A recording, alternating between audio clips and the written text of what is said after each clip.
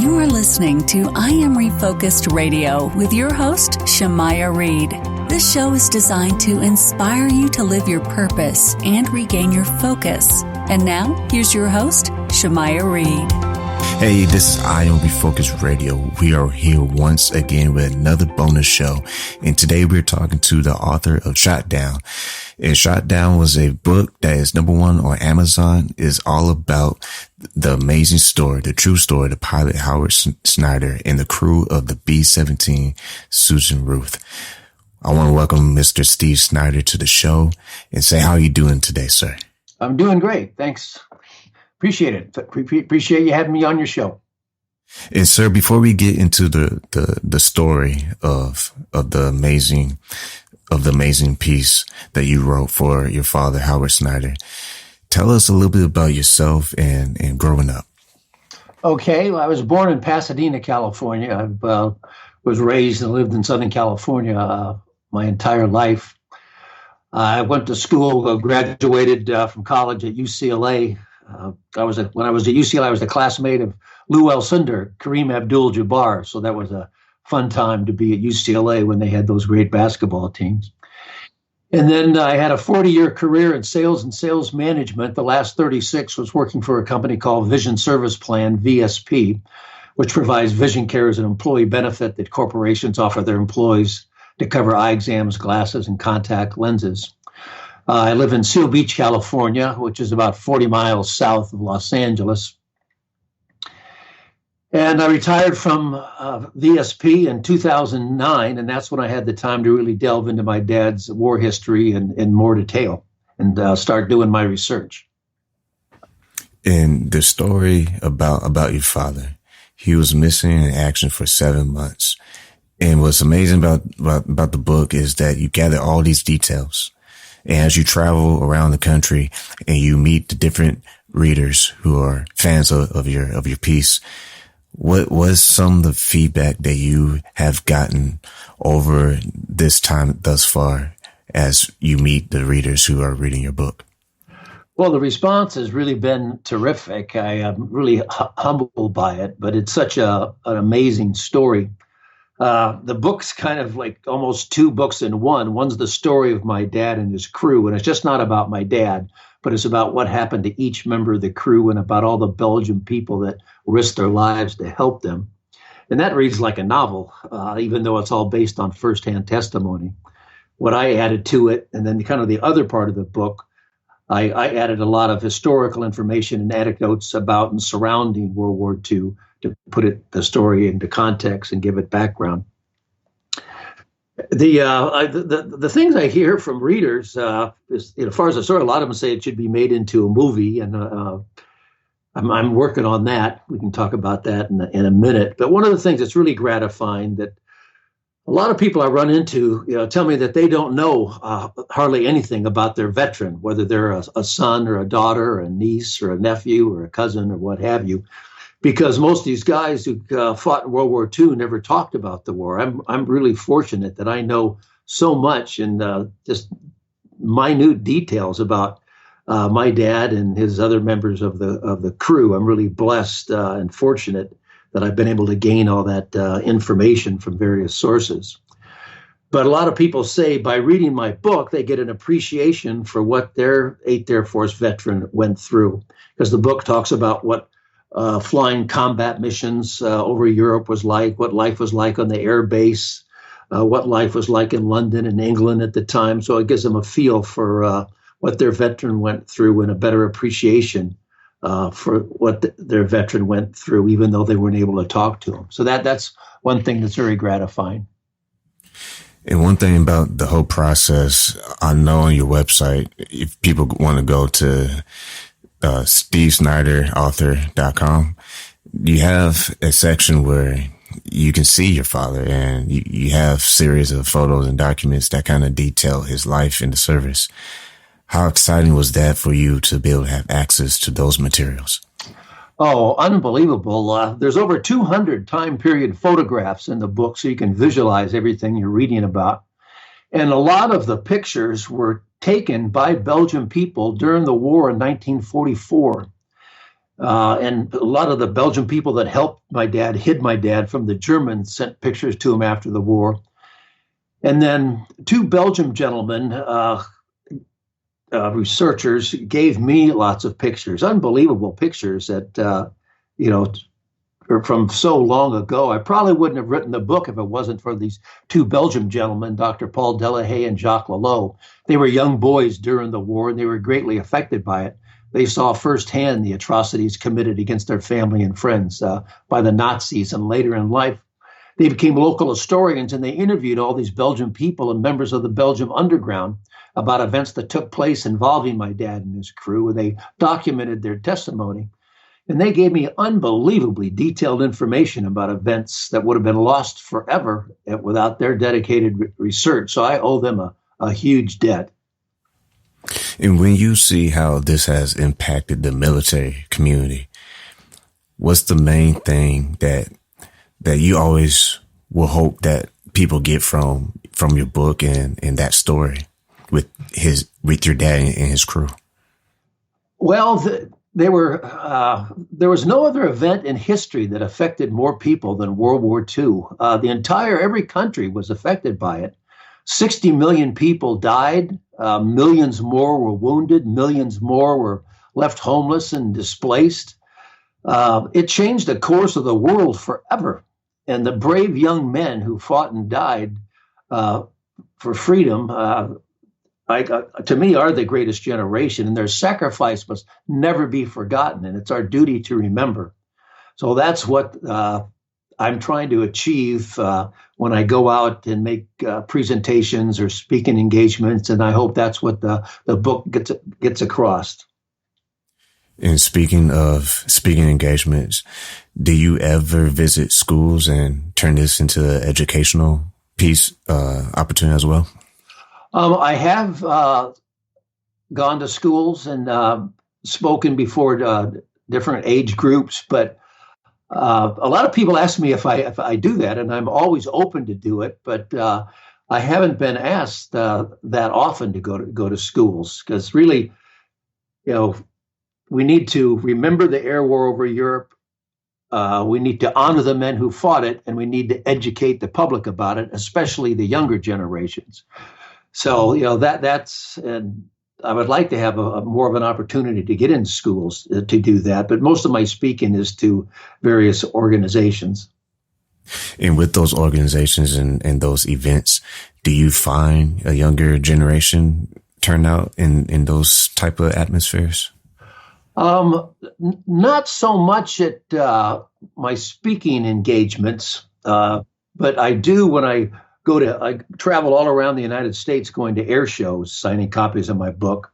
And so it's always I'm always so happy whenever, younger generations are interested in getting my book and reading about World War II, reading about the air war over Europe. So that's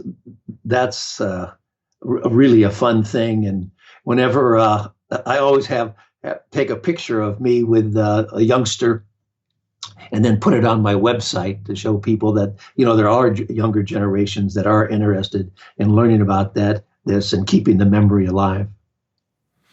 And with this book, it has so many great reviews from magazines and awards. Did you ever expect that this book will be received in such a way it has with all the success?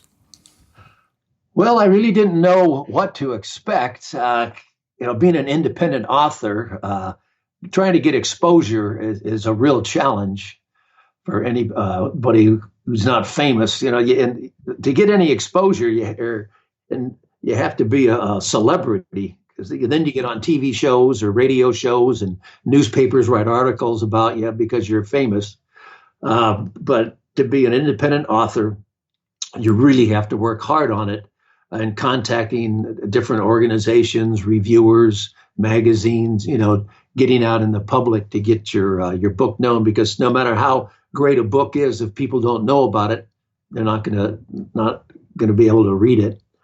So I've worked really hard on this. It's a full-time job. I travel a lot all around the country, and I spend hours every day on the internet promoting the book. So it takes a lot of hard work. Fortunately for me, I had that 40-year career in sales, and it just kind of comes naturally because I'm used and know how to approach people and to send out emails and call people and follow up and be persistent with anyone who might be interested in reading the book or promoting the book. And the book Shot Down is full of many stories that brings all the pieces together. Was there a particular story that hit you closest or inspire you in any way, or was your favorite one? Did you have any favorites? Well, yes. The first half of the book builds up to the day that the plane was shot down, and the second half of the book's all about what happened afterwards. Their plane, they were on a mission to Frankfurt, Germany on February 8th of 1944, where they dropped their bombs successfully, but their bomb bay doors got hit by anti-aircraft fire, flak, they call it. And they couldn't get their bomb bay doors back up. And as a result, that caused a drag in the plane. They lost airspeed and they started lagging behind the B-17 bomber formation that was heading back to their bases in England. And they were singled out by two German Focke-Wulf fighters who, came in for the kill and shot my dad's bomber down. Two of the crew were killed in the plane. A B-17 had a 10-man crew. So two were killed in the plane. The other 8 were able to bail out. But both those German fighters were shot down as well. One was piloted by Siegfried Merrick. His plane crashed and he died in the plane. And the other was piloted by Hans Berger. And I only found that out during my research, because all my dad knew and all the military records showed was that my dad's plane was attacked by two German Focke-Wulf fighters. But one day my wife, when I was doing my research, casually mentioned, well, why don't you try to find the German pilot that shot down your dad's plane, which at the time I thought was a crazy idea. Like, it's impossible to do that. He probably died in the war. It's 70 years later. He passed away by now. I can't speak German. But like a good husband, I did what she told me to do. And I went on Google trying to find a Luftwaffe pilot. And a couple forums came up, which I joined. And I posted inquiries because I knew the location where my dad's plane was shot down, the day, the time of day. In a week, 2 guys got back to me. And on that day, 12 B-17s were shot down. And the one shot down south of Chimay, Belgium, right near the French border, was shot down by Hans Berger. And I found out that the gunners on my dad's plane actually shot Hans down at the same time. They shot each other down. So when I found the German pilot that shot down my dad's plane and contacted him and interviewed him for the book, that was super, super exciting. So that was probably the highlight of all my research. For the book, I interviewed him over the phone and through email. But since then, I've been to Munich, Germany twice, once in 2016 and just this last September of this year, to meet with Hans personally, and we've become friends. He's 96 years old now, and he became a translator after the war, so he speaks perfect English. And like I say, we've become good friends, and it's just been an amazing experience finding him and getting to know him. And with this tribute to your father, Howard, from his pilot training to going to Europe, to the missions, to being shot down over Belgium, to the capture, to the prison camp, into the liberation. You, as a son and growing up, what were some of the things that you remember about your father growing up as a son? Okay, well, you mentioned, I mentioned 5 of my dad's crew made it back home, but 5 of them did not. Some of the 5 that made it back home did become prisoners of war, but my father did not. Now, all that 7 months that he was missing in action, he evaded capture. He was hit by Belgian people for part of the time, moved from place to place to place. He might stay in one house one night. He might stay in another house 6 weeks. It all depended on how brave the people were who lived there and how dangerous the Belgium underground thought it was for him to stay there. But eventually he got tired of hiding. So he decided to join the French resistance called the Maquis and sabotage German convoys. until the U.S. armies came up through France after D-Day, and he met up with them and got back to England. But as far as growing up with my dad, I had a great relationship with my dad. He was a loving father. He coached my little league teams, and he took me on fishing trips. And but he was like most of that generation. He was a tough guy, a no nonsense guy, a disciplinarian, but a loving father. My two sisters and I, we always compared him to John Wayne, or for people that are old enough to remember the old TV series Gunsmoke, James Arness, who played Marshall Dillon on that show. So he was tall, he was a big guy, and it was sad to lose him. But he had a long, wonderful life. He died in 2007 at the age of 91. Unfortunately, he died before the book came out, so he never knew anything about this book being published and how much success and his story, is known across the U.S. and even in England and in Belgium and in Europe and other places.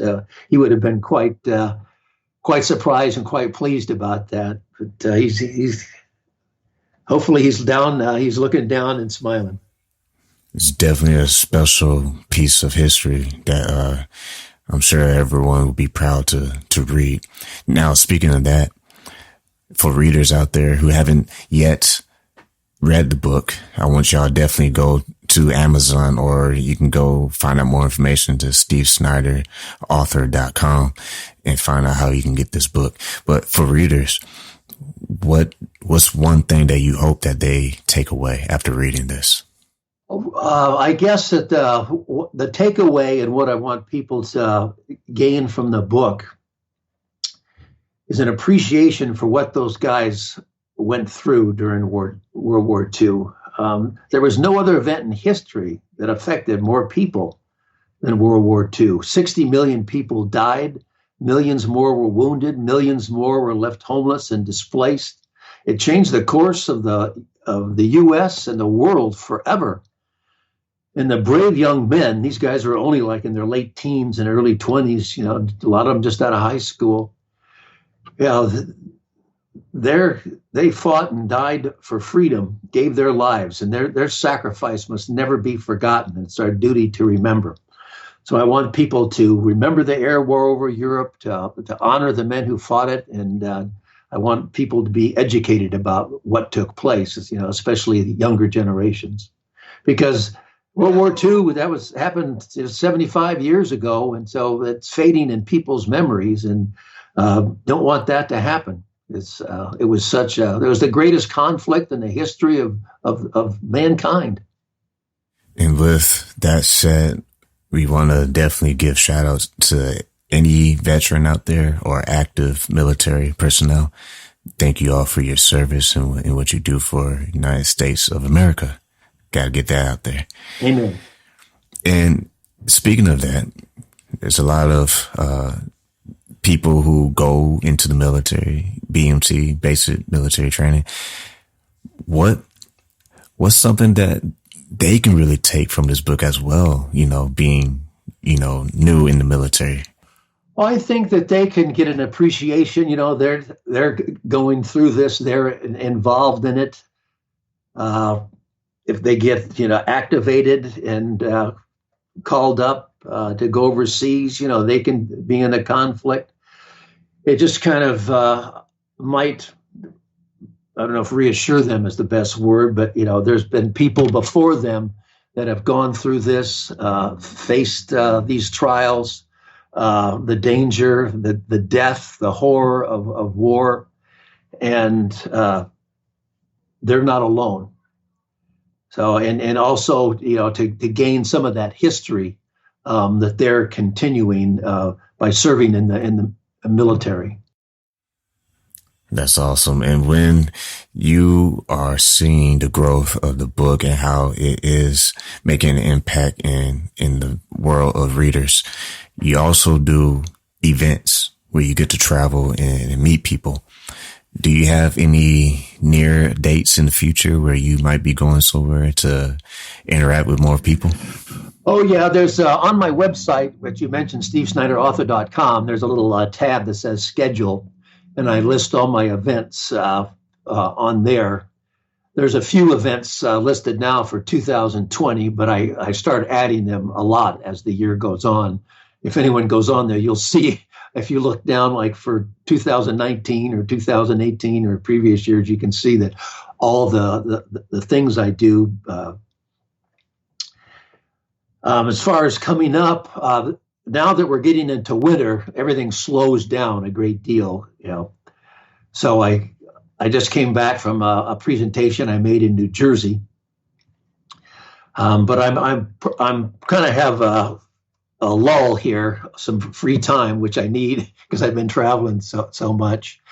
Things really kind of start picking up in the springtime, and most all the air shows are during the spring and summer and fall. So I'm really busy in the summer and in the fall. And with that being said, we want to thank Mr. Steve Snyder being on the show, and also for writing the book, The Amazing Tribute to his own father, the pilot Howard Snyder, and the crew of the B-17, Susan Ruth.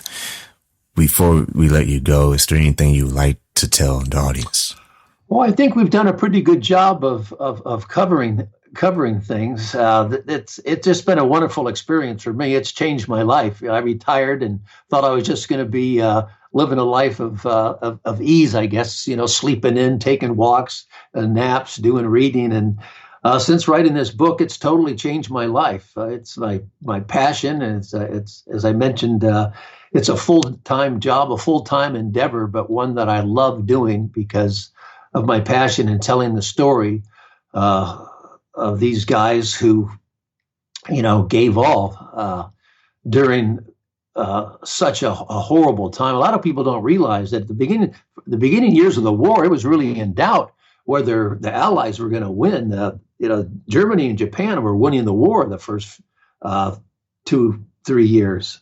So things are really in doubt. But the country rallied, came together, and defeated some horrible dictators and preserved the freedoms that we all enjoy today. And now, so many people take these freedoms for granted because they've had them. They've never really suffered or encountered or experienced that type of a conflict. And so it's just to stress the importance of being thankful for the freedoms that we have today. And like you just said, not too long ago, Shot Down is all about the brave individuals, featuring the pilot Howard Snyder and his crew. And it's all about those events and the greatest, like you said earlier, the greatest conflict in world history. So once again, Steve Snyder, I want to say thank you for being on the show and taking time out of your busy schedule to share with the audience, and hopefully the world will be listening to this story. It was my pleasure. Merry Christmas, Happy Holidays, and Happy New Year. Thank you, sir. And like we always say on every single episode, keep God first, stay focused, and peace. Amen.